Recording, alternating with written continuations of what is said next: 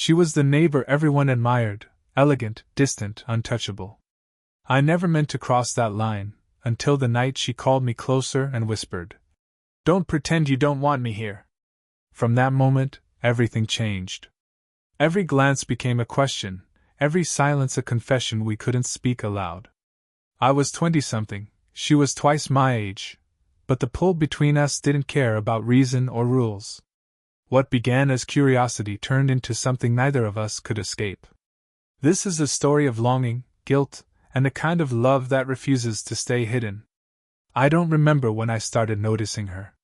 Maybe it was the way her laughter carried through the thin wall between our apartments, soft and tired, like someone trying to remember how to be happy again.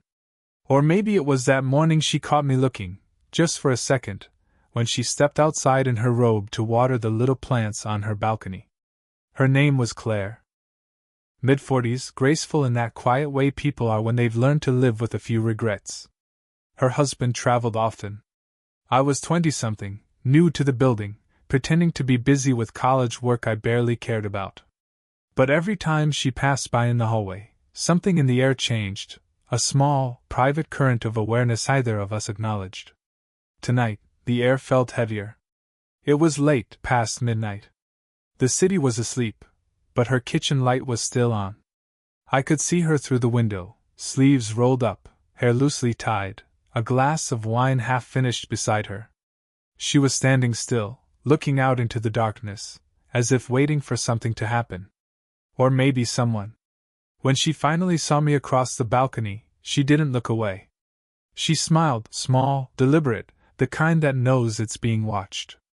Then, without saying a word, she opened her door. I don't know what made me move. My body just decided before my mind caught up. I crossed the narrow gap between our apartments, each step echoing against the tiled floor. Her door was still open. Inside, her home smelled faintly of cinnamon and something floral. A quiet song played from an old speaker, barely audible, like a memory half forgotten. "You shouldn't be awake," she said softly, not looking at me as she rinsed her glass. "You shouldn't leave your door open," I replied.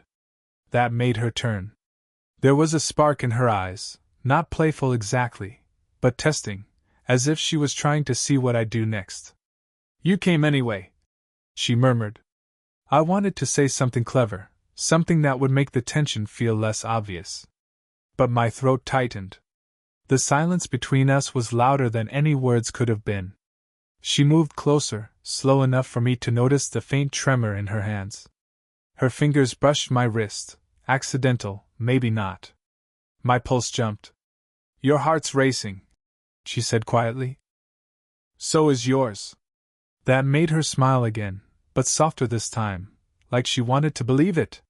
For a moment, everything outside the room disappeared, the hum of the refrigerator, the distant traffic, the rest of the world. It was just her, standing inches away, the warmth of her skin almost touching mine. Then she leaned closer, her breath warm against my ear. "Don't pretend you don't want me here," she whispered. I met her gaze, steady but burning inside. "I stopped pretending a long time ago." Her eyes flickered, surprise, hesitation, something deeper.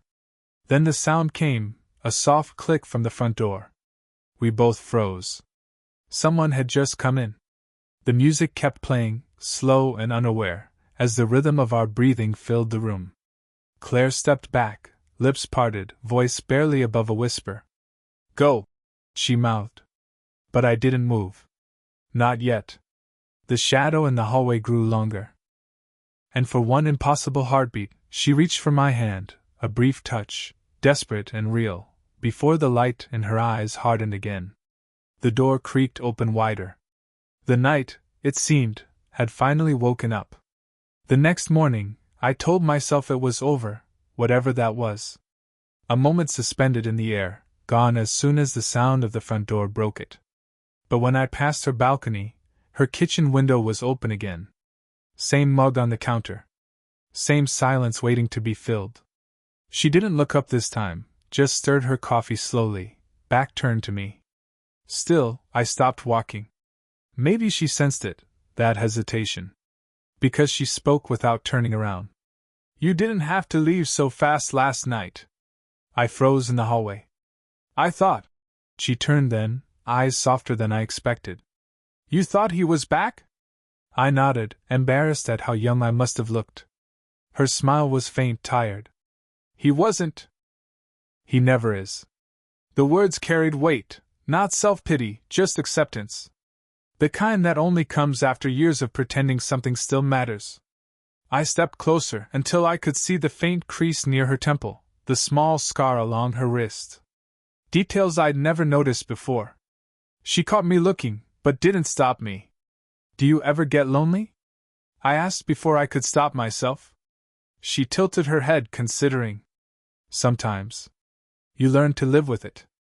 I wanted to tell her I knew that feeling, not the grown-up version, but the kind that hits you when you realize nobody really sees you. My last relationship had ended with a text that just said you're too quiet for me. Maybe she was quiet too, in a way that matched mine. The air between us thickened. She reached past me to close the window, her arm brushing mine. The contact was brief, but it sent a pulse through my chest. She didn't move away right away. Her shoulder lingered against me, warm and deliberate. People would talk, she murmured, finally pulling back. I don't care. You should, she said, eyes meeting mine. You're too young to ruin your name over someone like me. Someone like you? I echoed. Her breath hitched, maybe at how close I'd gotten, or maybe at the way I said it.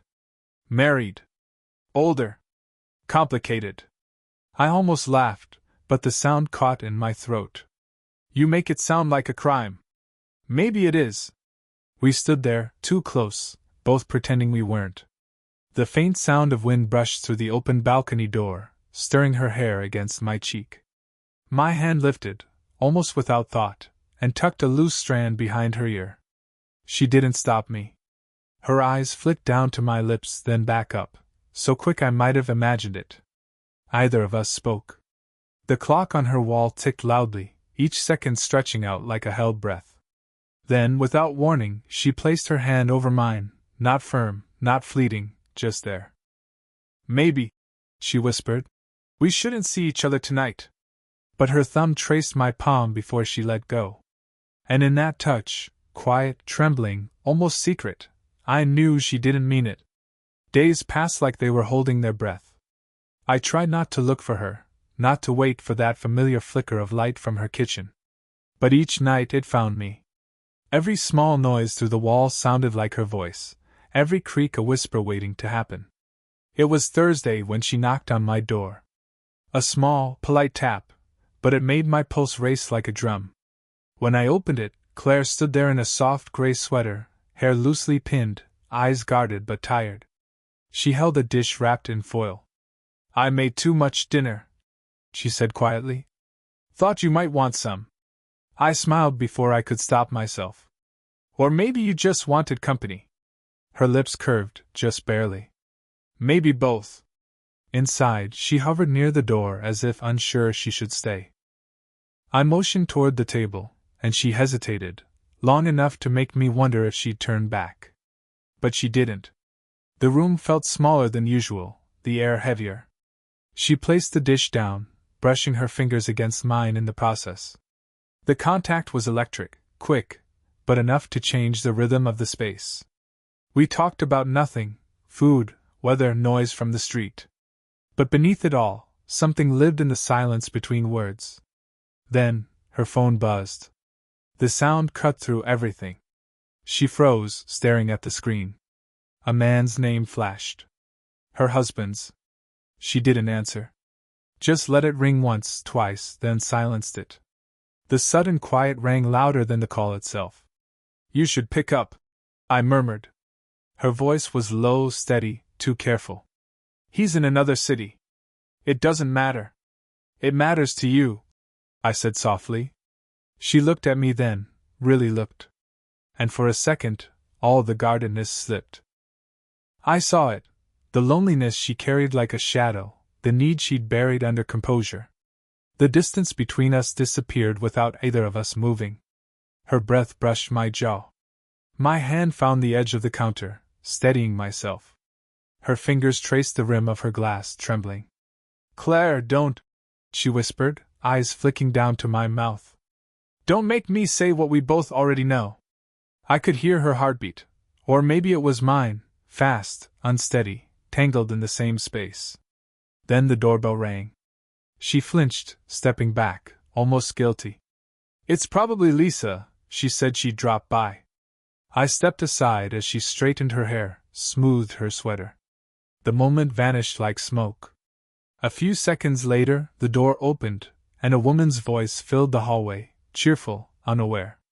Claire forced a smile, introducing me as the neighbor who helped with a light bulb. I nodded, polite, distant. But when Lisa turned to leave, Claire's hand brushed mine under the table, a fleeting touch, hidden from view. Her nails pressed lightly against my palm, holding for half a heartbeat before letting go. That tiny gesture said everything words couldn't.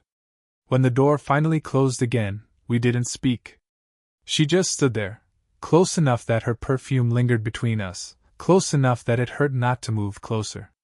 Her lips parted like she might say something, but instead, she exhaled slowly, eyes glistening with things she couldn't name. Then, almost imperceptibly, she whispered, "You shouldn't have opened the door tonight." And yet neither of us stepped away. For 2 days we didn't speak. I caught glimpses of her through the balcony, folding laundry, watering plants, pretending I wasn't there. I mirrored the pretense, but each moment of silence stretched too long, too sharp. On the third evening, rain began, soft at first, then relentless. I stood by the window, watching the drops crawl down the glass, when I saw her outside. She was struggling with the hanging plants, pulling them down before the wind tore them off. No umbrella. No jacket. Before I could think, I was already at her door. She looked up when I appeared, soaked hair clinging to her skin. "You shouldn't be here," she said, breathless. "You shouldn't be out in this," I replied. She tried to laugh, but her voice cracked. "It's just rain." "It's not just rain," I said. "You're shaking." And she was, not from cold, but from something else.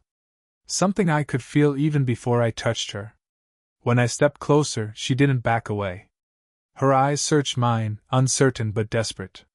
"You make it hard to breathe sometimes," she whispered. I swallowed, my voice low. "Maybe you've just been holding your breath too long." For a heartbeat, everything stilled, rain drumming on the roof, her pulse flickering at her throat. Then she moved, closing the gap until her chest brushed against mine. "I shouldn't want this," she said, barely audible. "You don't know what this would cost me." "Then tell me to go," I said. Her fingers gripped my shirt instead. The scent of rain mixed with her perfume, jasmine and warmth, and something purely her. My hand lifted almost involuntarily, brushing damp hair from her face. She closed her eyes when my fingers grazed her skin, leaning ever so slightly into the touch. "You're too young to understand," she murmured, but her voice trembled with everything she was trying not to feel. "Try me," I said. Her breath hitched. She looked up again, those same eyes that used to look past me now holding nothing else. Every inch between us felt like a decision. "You think this is simple?" she whispered. "No," I said. "That's why I can't stop."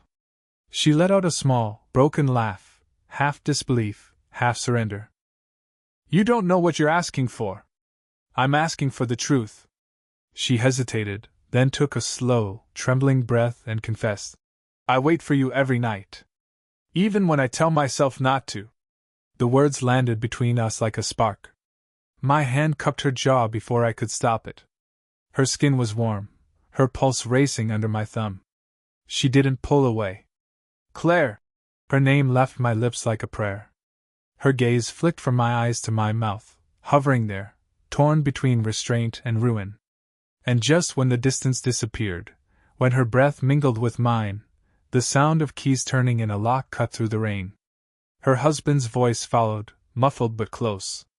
Claire's eyes widened, a flash of panic and heartbreak all at once. She stepped back, hand trembling, whispering only one word. "Hide." I stayed hidden behind the half-open door, my pulse pounding in my throat. Through the crack, I saw him, Claire's husband, tall, distracted, tossing his keys onto the counter like a man returning to a life he didn't fully inhabit. He didn't notice the second pair of shoes by the door. Or maybe he didn't care. Claire's voice was calm, almost rehearsed. "You're back early. Cancelled flight," he said, pulling off his jacket. "Figured you'd be asleep." I could hear her forcing a small laugh, the same kind I'd heard through the wall weeks ago, polite, hollow. He talked about work, missed meetings, the rain. She nodded, murmured answers, all while standing just a few feet from where I hid. Every second stretched, her composure perfect, except for the trembling of her fingers against the counter. Then something unexpected.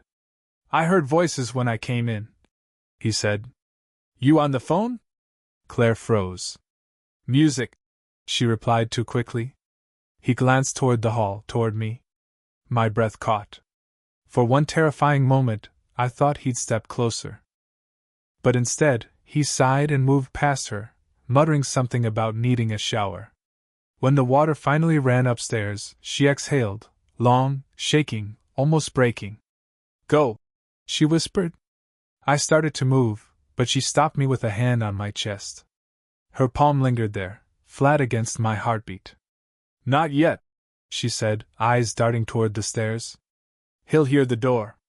So I waited, inches from her, trapped between fear and something far more dangerous. Her eyes met mine, wide with adrenaline. The room smelled of rain and tension. Her hand slid away slowly, accidentally brushing against my neck. Either of us spoke. Then she whispered something that changed everything. "He knows." I stared at her. "What?" Her gaze didn't waver. "2 nights ago, he saw the messages." "What messages?" Her throat tightened. "The ones I never sent." I blinked, trying to understand. She reached into her pocket, pulled out her phone, and showed me the drafts, unsent texts, all addressed to me. "You left your jacket. I keep thinking about that night. Please don't come over again." He must have seen them. "Why didn't you tell me?" I whispered. "Because I wanted to believe it didn't matter," she said, voice breaking. "But it does now." I stepped closer. "Then let me go before it gets worse." She shook her head. "It's already worse. You think he doesn't see the way I look at you?" She was trembling now, barely holding herself together. I reached out, instinctively, my thumb brushing the back of her hand. She didn't pull away. The water upstairs stopped. Silence. "Claire, don't," she said, eyes glossy. "If you stay tonight, there's no undoing it." Rain dripped from the eaves outside, steady, relentless. She took a small step toward me, then another, until our foreheads nearly touched. Her breath trembled against my lips. "I'm tired of pretending," she whispered. A sound from the stairs, a footstep, faint but real.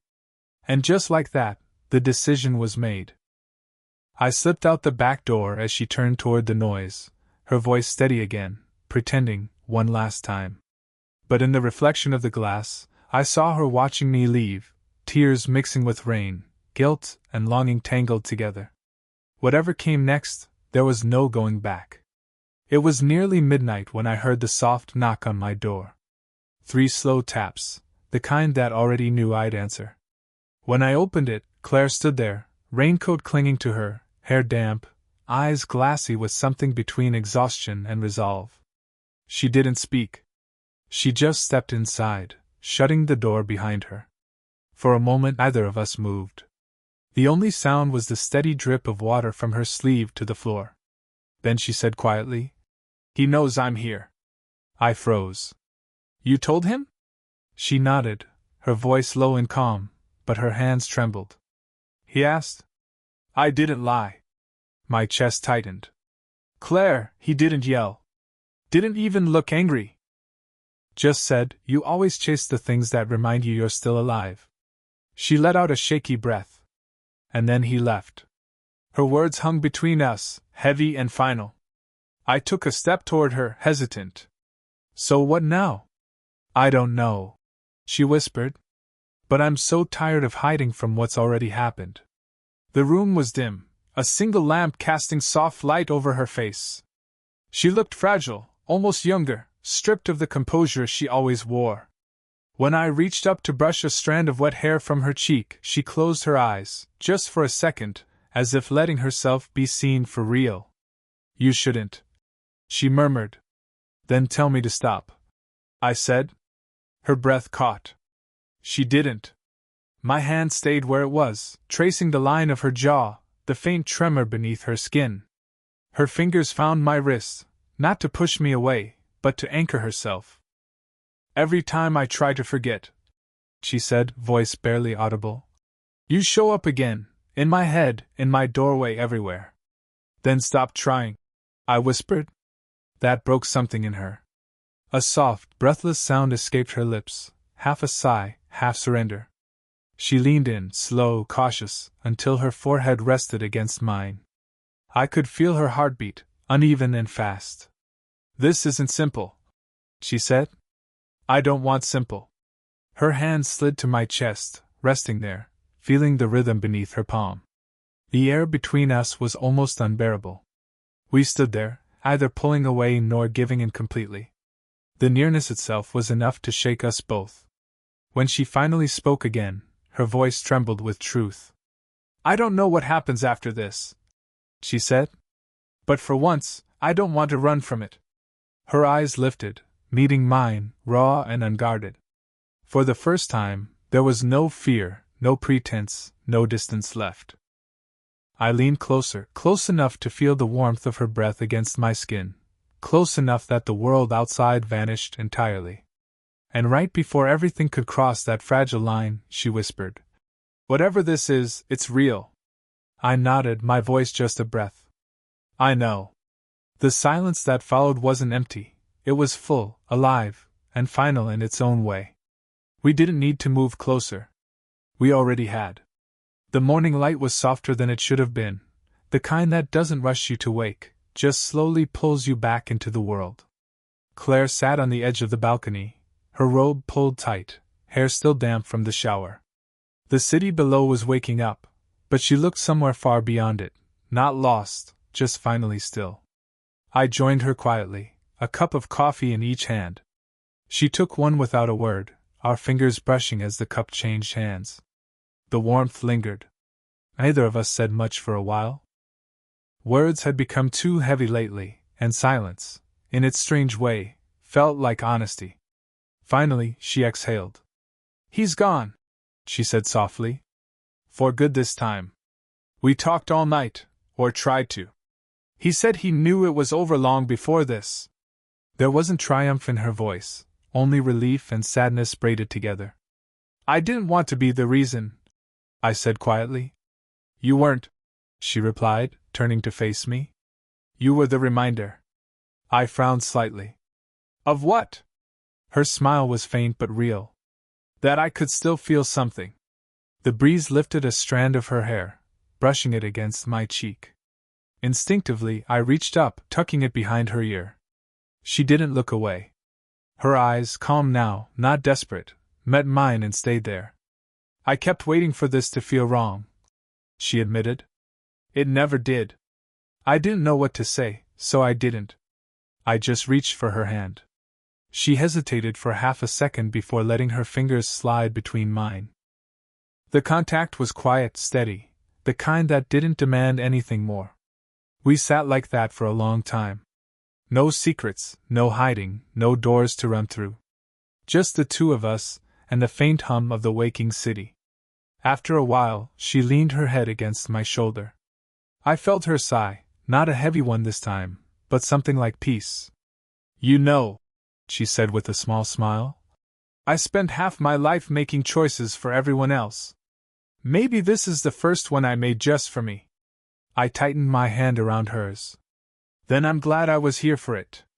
She looked up at me then, eyes soft and unguarded. "Whatever this is, we'll figure it out. Slowly." I nodded. "Slow's good." Her lips curved, and she leaned forward, not a kiss, not quite, just a lingering brush of her forehead against mine. Warm, real, quiet. The kind of touch that doesn't promise forever but means everything right now. The sunlight crept higher, spilling across the balcony, catching the lines of her face, proof of years lived, not lost. And as we sat there, hand in hand, the distance between age, fear, and consequence finally felt small enough to cross. For the first time, we didn't need words to know we'd both chosen to stay.